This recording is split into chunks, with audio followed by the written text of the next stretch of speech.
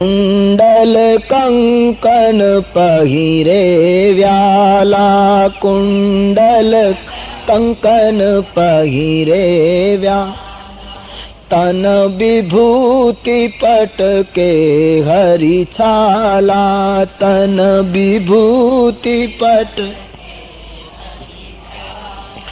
ગરલ કંઠ ઉર નર શિર માલા, ગરલ કંઠ ઉર નર શિર માલા, અશિવ વેશ શિવ ધામ કૃપાલા, અશિવ વેશ શિવ ધામ કૃપાલા.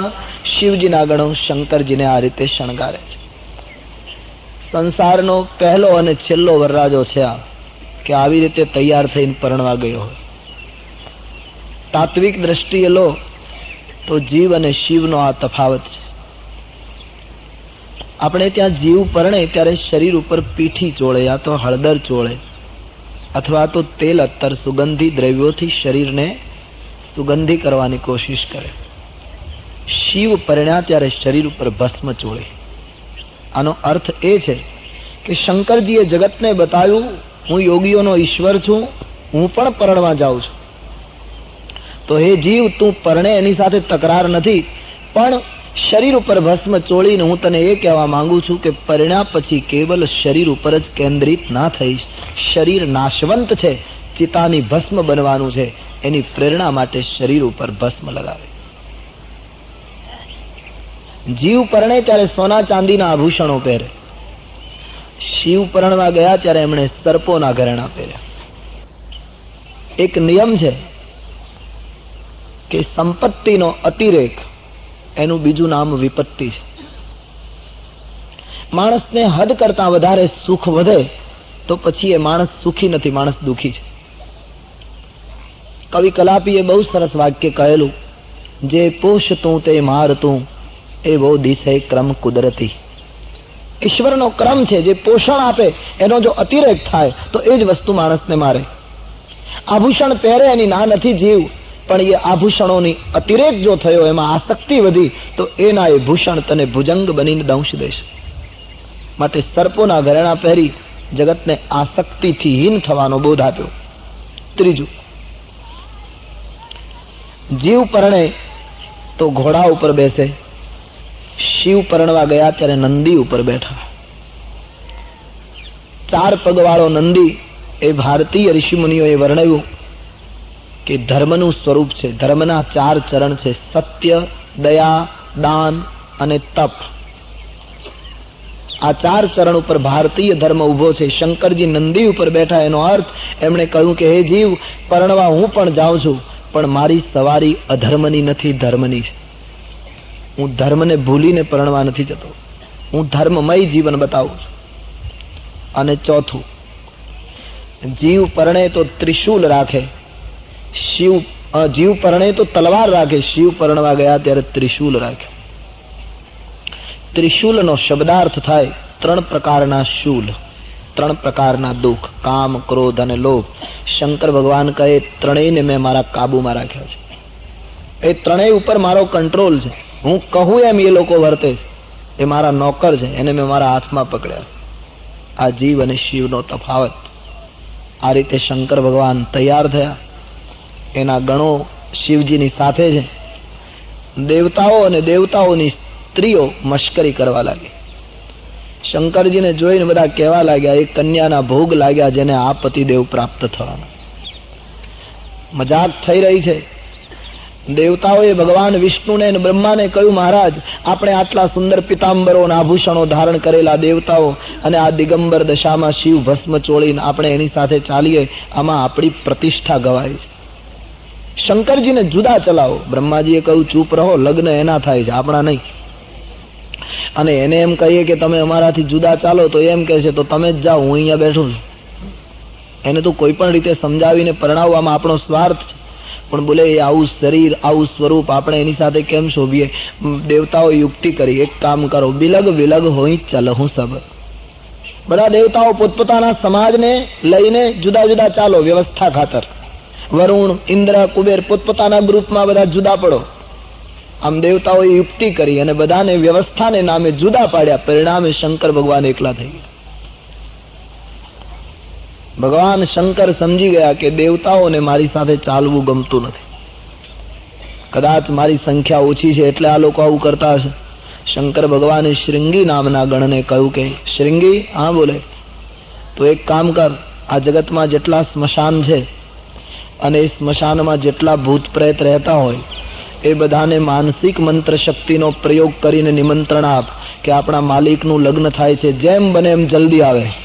અને શ્રીંગીએ માનસિક મંત્ર શક્તિનો પ્રયોગ કર્યો અને ગોસ્વામીજી કહે સ્મશાનેથી વિપુલ સંખ્યામાં ભૂત પ્રેતના ટોળે ટોળા ભગવાન શંકરની બારાતમાં આવવા માટે નીકળી પડ્યા. તુલસીદાસજીએ બહુ સરસ વર્ણન કર્યું. તાનું ક્ષીણ કોવું આતિપીન પાવન કોવું અપાવન ગાતી ધારે તનુ ક્ષીણ કોવું યતિ પીન પાવન કોવું અપાવન ગાતી.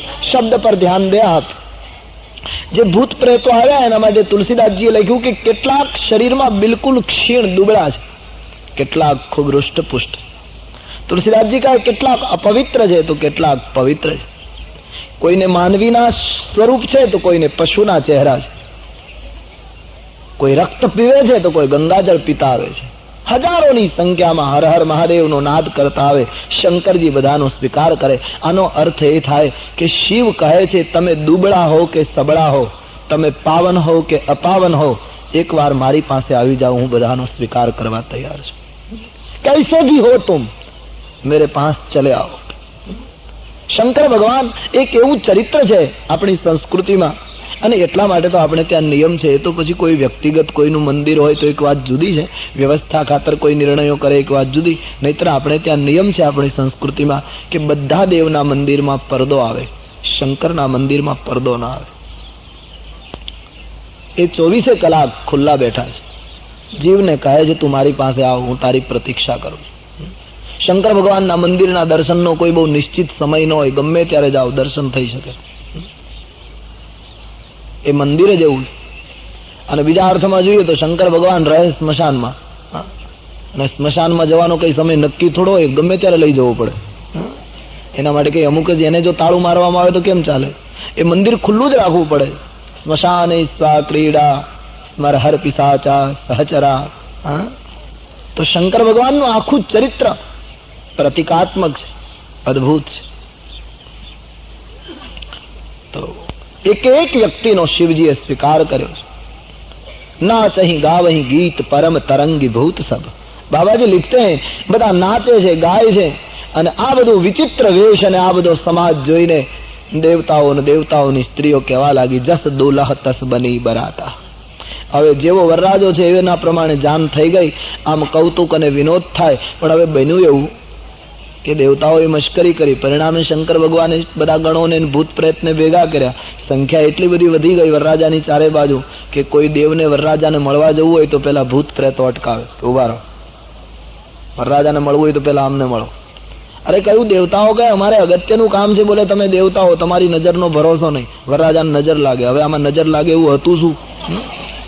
ચિતા ભસ્માલેપો ગરલમસનમ દીપટ ધરો જટાધારી કંઠે ભુજગપતિ હારી પશુપતિ કપાલી ભૂતેશો ભજતી જગદીશૈક પદવીમ ભવાની ત્વત્પાણીમ ગ્રહણ પરિપાટી ફલમિદમ.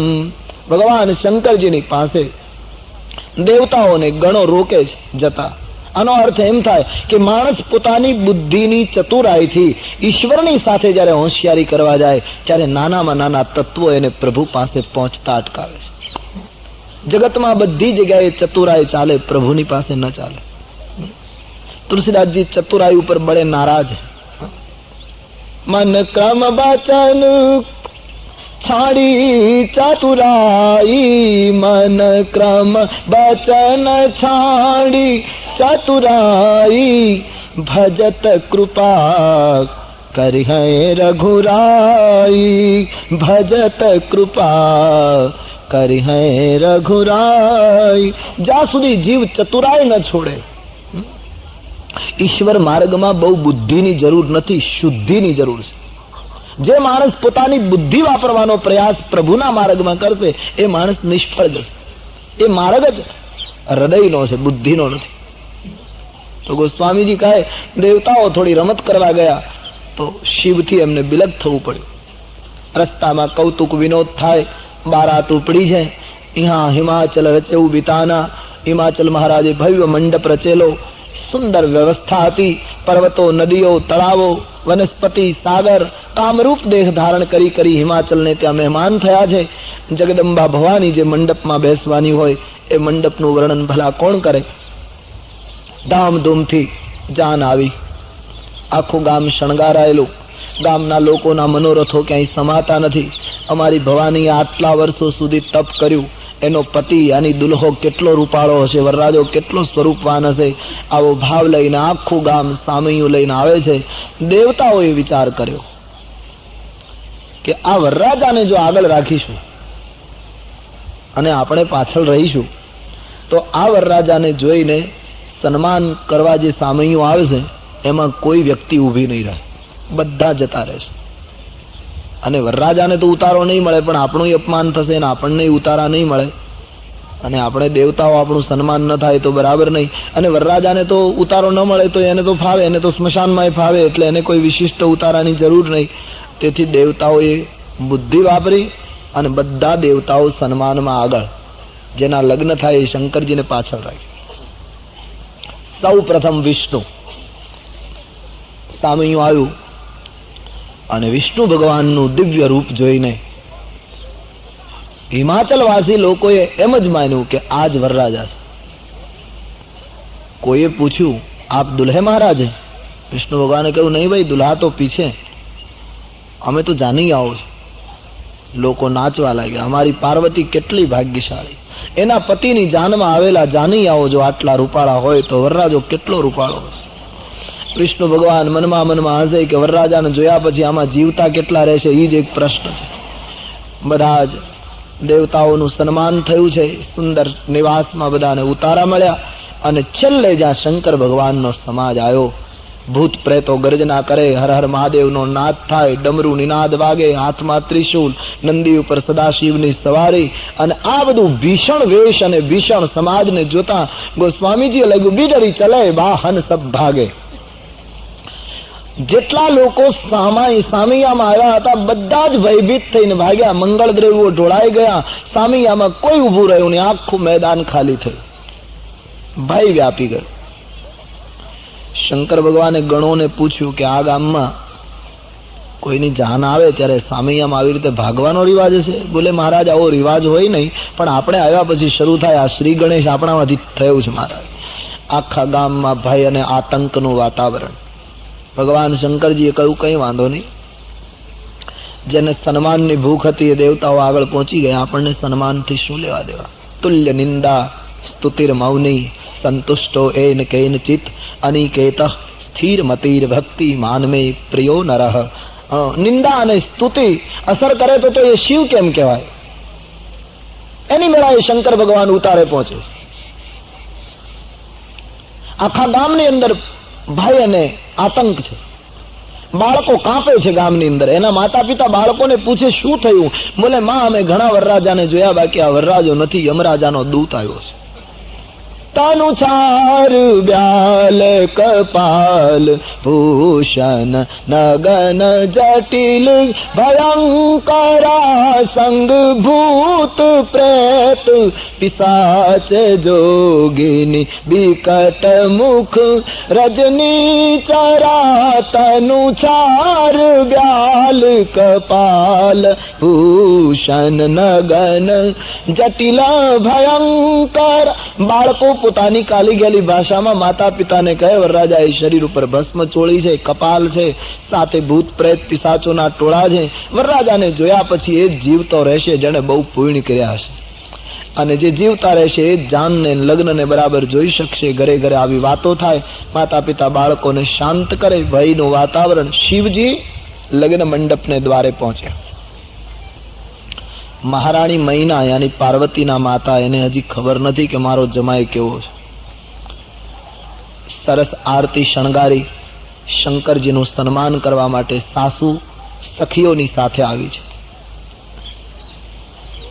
એટલી સરસ કલાત્મક આરતી શણગારી. સાસુએ એને એમ થયું કે હું મારા જમાઈની આરતી ઉતારીશ તો એ કેટલો રાજી થશે, કેટલા પ્રસન્ન થશે. આવો ભાવ લઈને મૈના મહારાણી આવ્યા. અમારે સંતોનો મત છે કે શરૂઆતમાં જયારે આરતી ઉતારવા ગયા ત્યારે મૈનાએ પોતાના જમાઈનું રૂપ ભયંકર નથી જોયું, સૌમ્ય જોયું છે. અને છતાંય એના હાથમાંથી આરતી પડી ગઈ છે. એનું કારણ મૈનાના મનમાં એક એવો ભાવ હતો કે મેં આટલી સરસ આરતી પ્રગટાવી છે, કલાત્મક છે, સુંદર દીપ પ્રગટાવ્યા છે, હું મારા જમાઈની આરતી ઉતારીશ તો આરતી જોઈને મારો જમાઈ કેટલો ખુશ થશે. એમ માનીને આરતીનું એક વર્તુળ પૂરું કરવા ગયા ત્યાં આરતી એના હાથમાંથી પડી ગઈ. કારણ મૈનાને એમ થયું કે હું એટલી સરસ આરતી ઉતારીશ, પણ શંકરજીની આરતી ઉતારતા એના લલાટમાં ચંદ્રને જોતા મૈનાના હાથમાંથી આરતી પડી ગઈ. કહો જેના ભાલમાં સ્વયં ચંદ્ર હોય એની આગળ આરતીના પ્રકાશની શું કિંમત. યસ્યાંગે ચ વિભાતિ ભુધર સુતા દેવા પગા મસ્તકે ભાલે બાલ વિધુર ગલે ચ ગરલમ યસ્યોરસી વ્યાલરાટ. આરતી પડી ગઈ. જેના લલાટમાં સ્વયં ચંદ્ર. અમારે સૌરાષ્ટ્રમાં તો ત્યારથી મહાત્માઓ એમ કહેતા ફરે કે આપણે ત્યાં હવે જો કે નીકળી જાય ગુજરાતમાં મને ખ્યાલ નથી બહુ, પણ ગામડામાં કોઈના લગ્ન થાય તો સાફો બાંધે અને સાફામાં પીંછી રાખતા, અને પીંછીમાં એક નાનકડો એવો બલ્બ હોય, એનું વાયરિંગ કોટના ખિસ્સામાં હોય. કારણ કે બેટરી તો બહારથી જ નાખવી પડે, અંદર તો કંઈ લગભગ હોય નહીં, માંડ માંડ એને બેસાડ્યો હોય ઘોડા ઉપર. આ રિવાજ જે બલ્બ કરવાનો જે રિવાજ છે, પ્રકાશ કરવાનો, એ શિવ પરિણ્યા ત્યારથી શરૂ થયો. શંકરને તો સ્વયં ચંદ્ર હતો, આપણે એ સગવડ નહીં તો બીજું પણ કંઈક થોડું ઘણું અજવાળું કરવું, આ ત્યારથી પ્રથા શરૂ થઈ. અને તમે જોજો એ બલ્બ પણ મોટે ભાગે લોકો લાલ રંગનો પસંદ કરે, અને લાલ રંગ ખતરાની નિશાની છે. એનો અર્થ એમ કે હવે આની હેરાનગતિનો આરંભ થયો છે, આની શરૂઆત હવે થઈ છે. શંકરજી પરણ્યા ત્યારે એના લલાટમાં તો સ્વયં ચંદ્ર છે. પણ જ્યાં બીજી વાર ભવાનીની માતા જોવા ગયા, વિકટ રૂપ જબ રુદ્ર હિ દેખા. ચંદ્રશેખરનું વિકટ રૂપ જોતા તમામ અબળાઓ ભયભીત થઈ ગઈ. આરતીના દીપ ઉલવાઈ ગયા, મંગલ દ્રવ્યો ઢોળાયા, મહારાણી મૈનાને ચક્કર આવ્યા. સહેલીઓ એને ઉંચકીને રાજભવનમાં લઈ ગઈ. બીજી વાર શિવજીનું અપમાન થયું, છતાંય મન ઉપર કોઈ અસર નહીં. નહીતર વરરાજાનું અપમાન થાય એટલે કેટલું ભયંકર પરિણામ આવે. આપણે બધા જાણીએ છીએ. છોકરામાં કાંઈ ન હોય, આપણને ખબર હોય, છતાં લગ્ન થાય ત્યારે 8 દિવસ એને કેટલો સાચવવો પડે. બધા ભાઈ ભાઈ કરે, બધા સંભાળે. કોઈ ચા આપે તો એમ કે નહીં ભાઈ બહુ નથી પીતા, અને છતાં એટલું બધા જાળવે એને. તલવાર એટલા માટે જ હાથમાં આપવામાં આવે છે. એ તો સારું છે કે એનો ઉપયોગ નથી કરતો, કે એનું કોઈથી અપમાન કરાય નહીં, એને કોઈથી કંઈ એને કહેવાય નહીં. શિવનું 2 વાર અપમાન થયું ગામની બહાર અને મંડપના દ્વારે. છતાં એ જ સ્થિતિ. આકાશમાં ગમે તેટલા વાદળા આવે ને જતા રહે, પણ આકાશ એમનેમ સ્થિર રહે છે. એમ જેની ચિત્તવૃત્તિ આવી રીતે બની રહે, પ્રશંસા આવે કે નિંદા આવે. આખા ગામમાં અને રાજભવનમાં ભાઈ શંકર ભગવાન પોતાના સમાજ સાથે ઉતારે જતા રહે. દેવતાઓને ચિંતા થઈ છે કે 2 વાર શિવજીનું અપમાન થયું. સારું છે રોષ ચડતો નથી, પણ જો ગુસ્સો કરશે તો બ્રહ્માંડને બાળી દેશે. બુદ્ધિમાન દેવતાઓ શંકર ભગવાન પાસે જઈ ચતુરાઈ દેખાડવા લાગ્યા. ભોલેનાથ, આ લોકો તમારું 2 વાર અપમાન કરી ચૂક્યા, તમારું અપમાન એ અમારું જ અપમાન ગણાય. અને મહારાજ એમાં એનો દોષ પણ નહીં, તમારા સાસુએ મૂર્છિત થઈ ગયા, એમાં એનો શું દોષ મહારાજ? કેમ કે તમારા ગળામાં સર્પ જોઈ, કાળને જોઈ બધા જ ભયભીત થઈ જાય, સ્વાભાવિક છે. શંકર ભગવાને દેવતાઓને કહ્યું કે મને મારી સાસુની દયા આવે છે. કેમ કે મારા ગળામાં સર્પ જોઈને ભયભીત થઈ ગયા. એને તો રાજી થવું જોઈએ. કેમ કે કમસે કમ એટલો વિચાર કરવો જોઈએ કે એનો જમાએ કાળને ગળામાં નાખીને આવ્યો, એની દીકરીનું સૌભાગ્ય અખંડ થઈ ગયું. આ સાસુને તો કોઈ એવો જમાઈ જોતો લાગે જે એની દીકરીની માંગનો સિંદૂર ભૂસાવે. સ્વયં કાળને ગળામાં નાખીને પરણવા આવ્યો છું, મેં કાળને જીત્યો છે, એને તો ગૌરવ લેવું જોઈએ કે એનો જમાઈ અમર છે, એની પુત્રીનું સૌભાગ્ય અખંડ છે. દેવતાઓએ કહ્યું, મહારાજ એ બધું બરાબર, પણ એ લોકો સમજી ન શકે. એક કામ કરો પ્રભુ.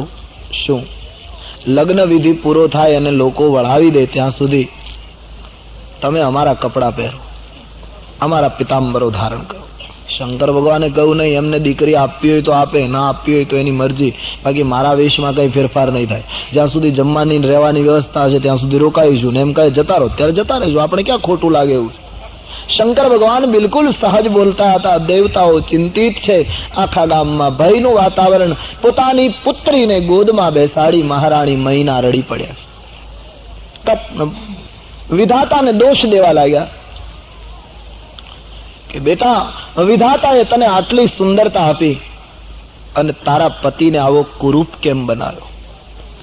જે ફળ કલ્પવૃક્ષને લાગવું જોઈએ તે બાવળને લાગી રહ્યું છે. નારદજીનું મેં શું બગાડ્યું કે મારું ઠરીઠામ થયેલું ઘર એમણે ઉજાડી નાખ્યું? તને બેટા નારદે ઉપદેશ આપ્યો તો આ પરિસ્થિતિ આવીને. બાંજ કી જાન પ્રસવ કી પીરા, એને શું ખબર પડે સંસારીની લાગણીઓનો નારદજીને? આમ નારદને દોષ દેવા લાગ્યા. મૈનાજી કહેવા લાગ્યા પોતાની પુત્રીને, બેટી ગમે તે થાય, હું તારા લગ્ન શિવ સાથે નહીં થવા દઉં. અટકાવે છે. ત્યાં સુધી મૈનાજી બોલ્યા છે, હું તને લઈને પર્વત ઉપરથી પડી જઈશ, સમુદ્રમાં ડૂબી જઈશ, અગ્નિમાં બળી જઈશ. ઘર જાય, બદનામી મળે, ભલે મળે, પણ હું જીવું છું ત્યાં સુધી તારા લગ્ન નહીં થવા દઉં. તાત્વિક અર્થમાં જરા વિચાર કર્યા.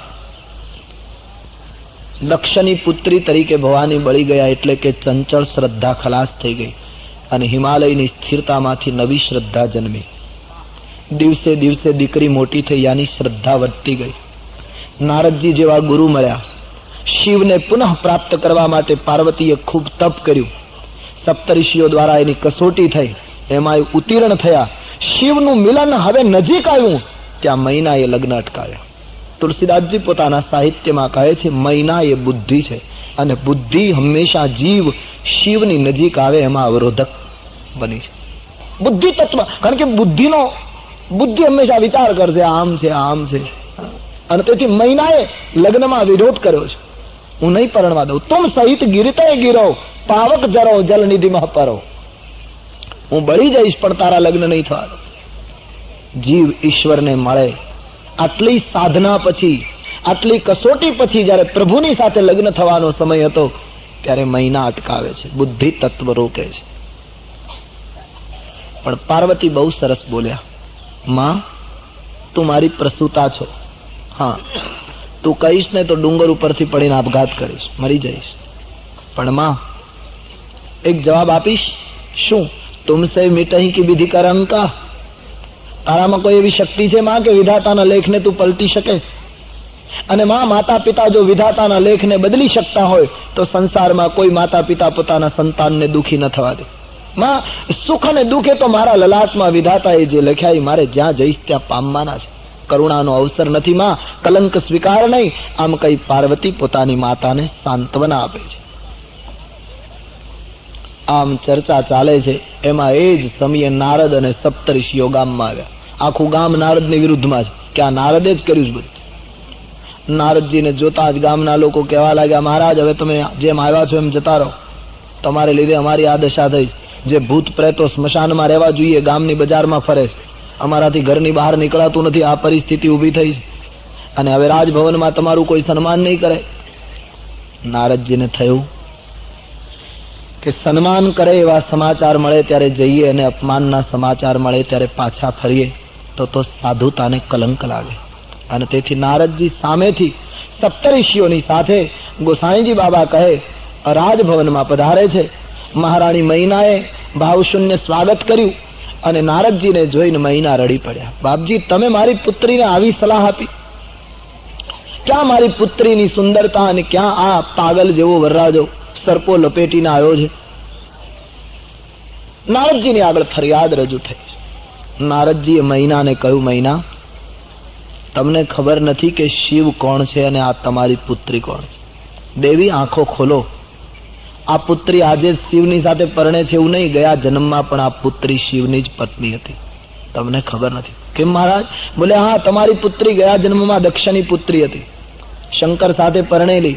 એકવાર અગસ્ત્યના આશ્રમમાંથી કથા સાંભળીને બંને આવતા હતા. રસ્તામાં રામ દર્શન થતા તમારી પુત્રીને ગયા જન્મમાં શંકા પડી. એમણે રામની કસોટી કરવા માટે સીતાનું રૂપ લીધેલું, માટે શિવે એનો ત્યાગ કર્યો. શિવથી ત્યજાયેલી તમારી પુત્રી દક્ષના યજ્ઞમાં બળી ગઈ.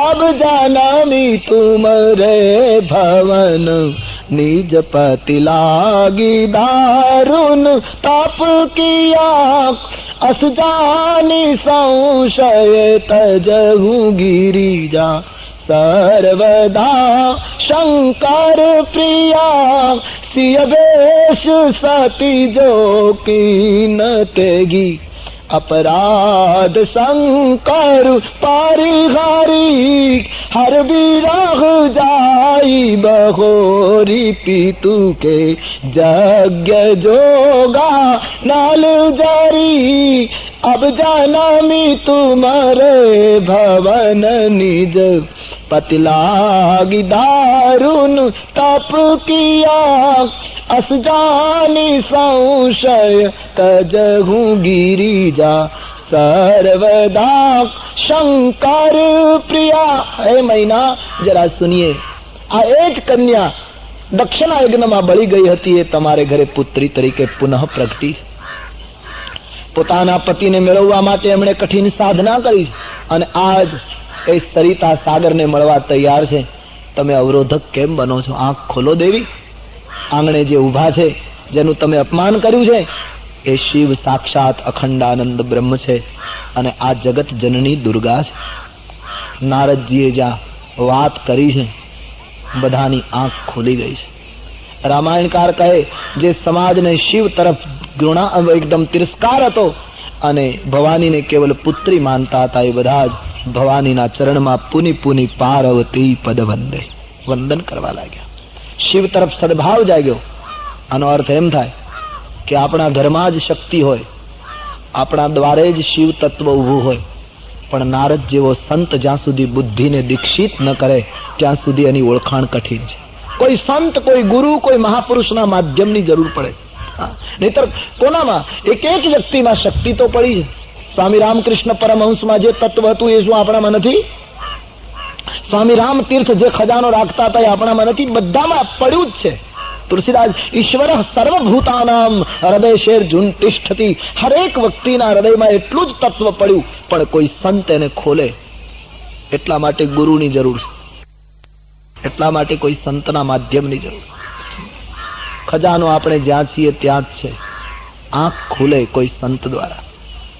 કેવલ બુદ્ધિ ઈશ્વરને નહીં ઓળખી શકે, શક્તિને નહીં પહેચાની શકે.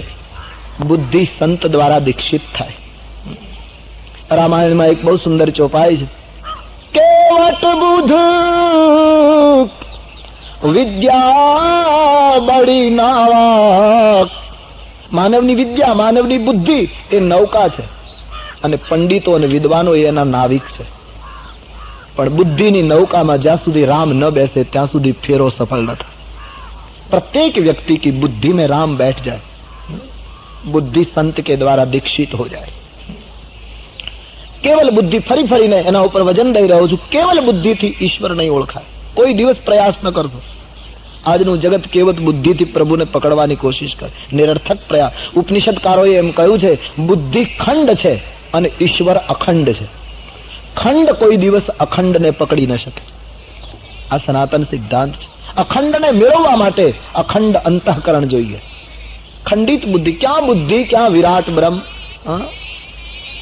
એક બે છોકરાઓ સમુદ્રને કિનારે લડતા હતા, અને એમાં એક છોકરાએ બીજા છોકરાનો શર્ટ ફાડી નાખ્યો. તો પેલો રડવા લાગ્યો, પેલો મારીને જતો રહ્યો છોકરો. પેલો ગરીબ માણસ રડી પડ્યો છોકરો. એમાં એક સંત નીકળ્યા. રડતા બાળકને જોઈને સંતનું હૃદય દ્રવી ગયું. હાથ પકડ્યો. બેટા શું કામ રડે? બોલે બાબા હું ગરીબ છું, મારી માં મને મારશે, પેલો છોકરો મને મારીને જતો રહ્યો, મારી શર્ટ ફાડી નાખી. સંતને દયા આવી ગઈ. કહું બેટા હું મોટો સિદ્ધિ વાળો સંત છું, અત્યાર સુધીમાં મેં મારી સિદ્ધિનો પ્રયોગ ક્યારેય કર્યો નથી. આજે તું જે માંગે તે હું તને આપું, માંગ, પણ તું રડવાનું બંધ કરી દે, કુછ ભી માંગ. છોકરો રડતો બંધ થઈ ગયો. કહે બાબા હું જે માંગુ તે આપશો? કહે હા. ચડીમાંથી છોકરાએ ચડીના ખિસ્સામાંથી એક પ્યાલો કાઢ્યો અને મહાત્માને બતાવ્યો. બાબા દેખીએ એ ક્યાં હે? બોલે પ્યાલા. બોલે સામે શું છે? કહ્યું સમુદ્ર. તો હું જે માંગુ તે આપશો કા? તો એક કામ કરો, આ प्याला दरियो भरी दो. बड़ा हैरान हो गया संत, बच्चे को गले लगा लेते हैं और कहने लगा कि आज जे वस्तु મને સાધનામાંથી ન મળી એ તારા વાક્યમાંથી મળી. કેમ કે જેમ પ્યાલાની અંદર દરિયો ન ભરી શકાય એમ બુદ્ધિના વાટકામાં અપાર બ્રહ્મ ન ભરી શકાય. कहाँ ब्रह्म?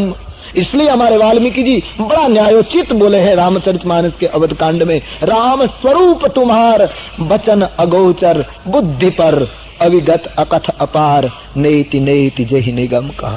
राम स्वरूप तुम्हार वचन अगोचर बुद्धि पर. केवल बुद्धि से नहीं काम चलता, बुद्धि संत के द्वारा दीक्षित हो जाए बस. આજની બુદ્ધિ શિક્ષિત થઈ છે, દીક્ષિત નથી થઈ. યુનિવર્સિટીઓ અને કોલેજો બુદ્ધિને શિક્ષિત કરી શક્યા છે, દીક્ષિત નથી કરી શક્યા.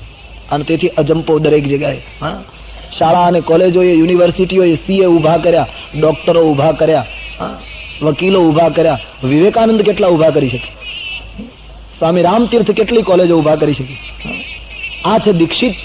આવો સમાજ. નહીતર વૃક્ષની નીચે બેસી બેસીને ભણતા હતા આ દેશમાં અને નરપુંગવો પાક્યા જેને આર્ય સંસ્કૃતિ માટે એટલું જબરદસ્ત બલિદાન હતું. હજારોની સંખ્યામાં ડિગ્રીધારીઓ નીકળે છે, ડિગ્રી મળે છે, વૃત્તિ પેદા થતી નથી. દીક્ષિત હો જાય ઇન્સાન. શિક્ષિત તો લોકો બહુ થયા છે. આજે ઓછું ગુજરાત ઓછું શિક્ષિત છે, દીક્ષિત કેટલા છે? દીક્ષિત યાની મારો કહેવાનો અર્થ આપણે ભગવા પેલી નીકળી જવાની વાત નથી. આપણા અંતઃકરણ દીક્ષિત હુઆ હૈ. दीक्षित हो जाओ, अंतःकरण को रंग दो प्रभु प्रेम में, हरि के सुमिरन से रंग दो. અને એ સંતો કરી શકે, હાલતી ચાલતી યુનિવર્સિટીઓ કરી શકે, એના દ્વારા એ કાર્ય શક્ય બને. આજે કેટલી આપણી કરુણા છે. રાષ્ટ્રનું જીવન તમે જુઓ, કેટલી મુશ્કેલી છે સમાજ. મેં તો અમારે સૌરાષ્ટ્રની વાતો જાણું છું એટલે કહું છું. વિશ્વવિદ્યાલયો નામ આપીએ છીએ આપણે, નથી એમાં વિશ્વ દેખાતું, નથી એમાં વિદ્યા દેખાતી. બંને વસ્તુનો ભાવ અને નામ અપાય છે વિશ્વવિદ્યાલય. ખાબોચિયાને બધા દરિયો કહે છે અને આત્મસંતોષ લે છે ખાબોચિયા. દીક્ષિત હો જાઓ. વાસ્તવિકતાને સ્વીકાર્યા વગર છૂટકો નથી. ક્યાં સુધી માણસ દંભમાં જીવશે સમજાતું નથી. कहने का मतलब ઈશ્વર તત્વને ઓળખવા માટે, જેના માટે જીવનો જન્મ છે, એ મૂળ તત્વને મેળવવા માટે નદીનો પ્રવાહ નીકળે, એમાંથી તમે સિંચાઈ કરો, એમાંથી કોઈને સ્નાન કરાવો, એમાં તમે કપડા ધોવો, એમાંથી નહેર કાઢો, કુછ ભી કરો, ઠીક હૈ, પણ નદીનો મૂળ ઉદ્દેશ છે સાગરને મળવું. सरिता जल जल निधि मह जाई, हमारे बाबा जी किष्किंधा कांड में कहते हैं, हो ही अचल जिमी जीव हरि पागी. जीव की धन्यता है हरि को मिलना, प्रभु प्रेम में गोता लगाना. આ છે દીક્ષિત થવાનો વાત. શિક્ષિત લોકો બહુ થયા છે, દીક્ષિત નથી થયા. એટલે આટલું શિક્ષિત થયા પછી પણ અજંપો છે. બધા હૃદયમાં પૂછી જોજો. હું આજ પૂછું તો કેટલા વડીલોને પોતાના યુવાન સંતાનોથી આજે સંતોષ છે, અને કેટલા યુવાન સંતાનોને પોતાના વડીલોની પ્રકૃતિથી સંતોષ છે. બંને બાજુ કઈ ને કઈ બળવો છે. બધું એમને દબાયેલું પડ્યું છે. એટલા માટે સંતોની જરૂર છે. આ કાર્ય સંતો કરી શકે. ધર્મ સત્તા જે કરી શકે એ રાજ સત્તા ન કરી શકે. વ્યાસ ગાદી જે કરી શકે એ રાજગાદી ન કરી શકે. મારો કહેવાનો મૂળ અર્થ, શિક્ષણની સાથે માણસ હૃદયથી દીક્ષિત બને, એની બહુ જરૂર છે. અને એના માટે કોઈ સંતની જરૂર છે, કોઈ સંતના માધ્યમની જરૂર છે. નારદજીએ જયારે વાત કરી તો એ તત્વ બધું સમજાવવા લાગ્યું. તો આખા ગામને નારદની વ્યાખ્યા પછી એક જુદો જ ભાવ પ્રગટ્યો. 4 પ્રકારની રસોઈ બની, જાનૈયાઓને જમાડ્યા છે. સંક્ષેપમાં કહું છું, ધામધૂમથી શિવજી પુનઃ લગ્ન મંડપના દ્વારે આવ્યા. હવે તો આખી દ્રષ્ટિ બદલી ગયેલી, એટલે કોઈ પ્રશ્ન નહોતો. સ્વાગત થયું. બ્રાહ્મણોને વંદન કરી, દેવતાઓને વંદન કરી, શિવજી આસન ઉપર વિરાજિત થયા. ચિક્કાર મંડપ ભરાયેલો છે. મહારાણી મૈના અને હિમાચલ પોતાની પુત્રીનું કન્યાદાન આપવા માટે મંડપમાં બેઠા છે. અદ્ભુત શણગાર સજાવી અને ભવાનીને સખીઓ લગ્ન મંડપમાં લઈ આવે છે. આપ રામચરિત માનસને બરાબર જોશો તો ખ્યાલ આવશે. રામચરિત માનસમાં મુખ્ય જેટલા પાત્રો છે બધાના રૂપનું વર્ણન આવે છે, પણ ભવાની અને શ્રી સીતાજી આ બંનેના રૂપનું વર્ણન તુલસીદાસજીએ કર્યું નથી. કલમ ચાલી જરૂર, પણ અટકી ગયા છે. એનું કારણ હતું કે તુલસીજી મર્યાદાના સંત છે અને સીતા અને ભવાની એ જગતની માં છે. તુલસી કહે માના રૂપનું વર્ણન પુત્ર કરે તો મર્યાદાનું ઉલ્લંઘન ગણાશે. અને તેથી કેટલી મર્યાદાથી લખ્યું, છબી ખાની માતુ ભવાની ગવની મધ્ય મંડપ શિવજા. સુંદરતાની ખાણ બસ, और કોઈ સ્વરૂપનું, રામજીના સ્વરૂપનું વર્ણન તમને અનેક વાર રામચરિતમાનસમાં મળશે, પણ સીતાજીના સ્વરૂપનું વર્ણન નહીં બતાવે તુલસી. આ તો એમ કહે છે સુંદરતાની મર્યાદા, સુંદરતાની ખાણ, સુંદરતાની અવધિ એવું કહે છે, પણ વિશેષ વર્ણન નહીં કરે. કારણ કે પુત્ર માના રૂપનું વર્ણન કરે એ ભારતીય પરંપરાથી વિરુદ્ધ ગણાય. માં ભવાની સુંદરતાની ખાણ સખીઓની સાથે મંડપમાં પ્રવેશ કરે છે. વૃદ્ધ હિમાચલ અને મૈના કન્યાદાન માટે બેઠા છે. મર્યાદાથી પાર્વતીએ આસન લીધું. વેદ મંત્રો ઉચ્ચારિત થયા છે. ગહી ગિરીશ કુશ કન્યા પાની, હાથમાં દર્ભની સળી અને પોતાની લાડલી પુત્રીનો હાથ લઈ હિમાચલ અને મૈનાએ શંકરજીના હાથમાં પુત્રી અર્પણ કરી છે. શંકર ભગવાને પાણી ગ્રહણ કર્યો છે. માંગમાં સિંદૂર પુરાયો, પુષ્પની વૃષ્ટિ થઈ. હિમાચલની પુત્રી સુહાગણ બની. મુનિ અનુશાસન ગણપતિ પૂજવું શંભુ ભવાની. મહાત્માઓના આદેશથી ગણપતિની પૂજા કરી શિવ અને પાર્વતીએ. તુલસીદાસજીએ કહ્યું કોઈ શંકા ન કરે, કારણ કે અહીં જે ગણપતિની પૂજા છે સુર અનાદિ જીયજાની. રુદ્રીમાં જે ગણપતિનું વર્ણન છે કે હે ગણેશજી તમે કોઈના ગર્ભમાં જન્મ નથી લેતા, જે વેદની અંદર જે વર્ણન છે એ ગણપતિનું આદિદેવ તરીકે અહીંયા પૂજા કરવામાં આવી. 4 મંગલ ફેરા શરૂ થયા. આપણી સંસ્કૃતિમાં જીવ જ્યારે પરણે ત્યારે એને 4 જ ફેરા શું કામ ફેરવવામાં આવે, 5 કેમ નહીં, અથવા તો 3 કેમ નહીં? એ 4 ફેરા એ અગ્નિ અને બ્રાહ્મણની સાક્ષીએ ખાલી આમ ચક્કર મારી જવાની વાત નથી, એની પાછળ આખું રહસ્ય છે. 4 ફેરા એ ધર્મ, અર્થ, કામ અને મોક્ષનો સંકલ્પ છે. પતિ પત્ની પહેલો ફેરો ફરે એટલે સંકલ્પ કરે કે અમે પતિ પત્ની ધર્મનું બરાબર આચરણ કરીશું, ધર્મનો ફેરો. બીજો ફેરો અર્થનો, અમે સંસારી બન્યા છીએ, અમને પૈસાની જરૂર પડશે જીવન જીવવા માટે, એટલે અમે અર્થોપાર્જન પણ કરીશું ધર્મની મર્યાદામાં. પ્રથમ ધર્મ, બાદ મેં અર્થ. ધર્મના કિલ્લામાં અર્થ, અમે અર્થોપાર્જન પણ કરીશું. ત્રીજો ફેરો કામનો, અમારો વંશ ચાલુ રહે, અમારો પરિવાર વધે, એટલા માટે અમે સંસારના કામ સુખો પણ ભોગવીશું, પણ મોક્ષની મર્યાદામાં. અમારી મુક્તિ ન બળે. ધર્મ અને મોક્ષની વચ્ચે ભારતીય ઋષિઓએ અર્થ અને કામને મૂક્યા. ધર્મની બહાર અર્થ નીકળી જાય એમ નહીં. જેનું ધન ધર્મને ત્યાગી દે એ ધનની દુર્ગતિ રામાયણમાં બતાવી છે. अरण्यकांड में सूत्र आता है, राजनीति बिनु धन बिनु धर्मा. तो 4 फेरा એ ધર્મ, અર્થ, કામ અને મોક્ષનો સંકલ્પ છે. અમે ધર્મ પાળીશું, અમે અર્થોપાર્જન પૈસા કમાવાની કોઈ શાસ્ત્ર એ ના નથી પાડે. પૈસાની જો ટીકા જ કરી હોત તો આપણા દેશમાં ઋષિઓ શ્રી સૂક્તમ ન ગાત. પણ ધર્મની મર્યાદામાં ધન હોવું જોઈએ અને મોક્ષની મર્યાદામાં સંસારના સુખો હોવા જોઈએ. આ 4 ફેરા પૂરા થયા. લગ્નનો વિધિ સંક્ષેપમાં સમાપન થયો. કરિયાવરની સામગ્રી શિવજીની સન્મુખ રાખતા વયોવૃદ્ધ હિમાચલની આંખમાં અશ્રુ આવ્યા છે. પુત્રીને વળાવવાનો પ્રસંગ. दाईज, बाबा जी लिखते हैं, दाईज दियो बहु भांति पुनि કર જોરી હિમ ભૂધર કહ્યો કા દેવ પૂરન કામ શંકર ચરણ પંકજ ગહી રહ્યો દાઈ જ દિયો. કરિયાવરની સામગ્રી મૂકી અને દીકરીને વળાવતી વખતે પિતા પોતાના જમાઈ પાસે રડી પડે છે. ભોલેનાથ, આપ તો કામનાથી પરિપૂર્ણ છો, હું તમને શું આપું? સમુદ્રની અંદર એક ઘડો પાણી નાખીએ તો શું આપ્યું કહેવાય? આપ તો કામનાથી પરિપૂર્ણ છો પ્રભુ. આજ મારી પુત્રીને આપના ઘરે વળાવું છું ત્યારે એટલું જ કહીશ, નાથ ઉમા મમ પ્રાણ સમ ગૃહ કિંકરી કરે હું. આપણા સમાજની અંદર આ એક પ્રસંગ બધી વ્યક્તિના જીવનમાં એવો છે કે એકનો એક પુત્ર હોય, એને સર્પદંશ થાય અને એનું અચાનક મૃત્યુ થાય, છતાં ઘણા પિતાનું હૃદય કઠોર હોય કે એની આંખમાં આંસુ ના આવે. હૃદય તૂટી જાય, જીવન પછી જીવવું મુશ્કેલ બની જાય, બધું બરાબર, પણ રડી ન શકે.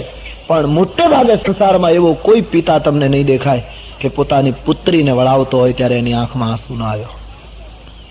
દીકરીની વિદાય ત્યાગીઓને પણ રડાવે છે. કવિ કાલિદાસના શાકુંતલમાં મહર્ષિ કણવ રડ્યા છે જ્યારે શકુંતલાને વિદાય આપે. તપોવનના સાધુઓ જાનકીને વળાવતી વખતે વિદેહ યોગી પુરુષ જનકના નેત્રમાં આંસુ આવ્યા છે. આજ વૃદ્ધ હિમાચલ રડી પડ્યા છે. ભોલેનાથ, અમારું હૃદય, અમારા હૃદયનો ટુકડો અમારી પુત્રી પાર્વતી આપના ઘરની દાસી બનીને આવે છે, એને સંભાળજો. એની કઈ ભૂલ થાય તો એના માતા પિતાના સંસ્કારની ખામી છે એમ માની અમારી પુત્રીને માફ કરજો. એક વૃદ્ધ પિતા શિવજીને વિનય કરે છે. કન્યાની વિદાય એક એવો પ્રસંગ છે, અને તમે જોજો વધારે માતાને, ભાઈને, પરિવારના સદસ્યોને પુત્રીની વિદાય જરૂર દુઃખ આપે, પણ પિતાને જેટલી અસર થાય એટલી કોઈને ન થાય. આપણી સંસ્કૃતિનો અદ્ભુત સંબંધ છે પિતા અને પુત્રી. તે દિવસે પિતા એટલો ગરીબ બને, એટલો નિરાશ થઈ જાય, એને એટલી બધી અસર ઊભી થાય કે હું ઓફિસથી, મારી વાડીથી કે ખેતરથી, બહાર ગામથી ઘરે જતો તો એ દીકરી આમ નાચતી કૂદતી આવે ને કહે, બાપુજી આપને શું આપું? એ દીકરીને વળાવે ત્યારે પિતાને એમ થાય કે કાલે હું થાકીને ઘરમાં પગ મૂકીશ ત્યારે મને કોણ પૂછશે કે બાપુજી તમને શું આપું?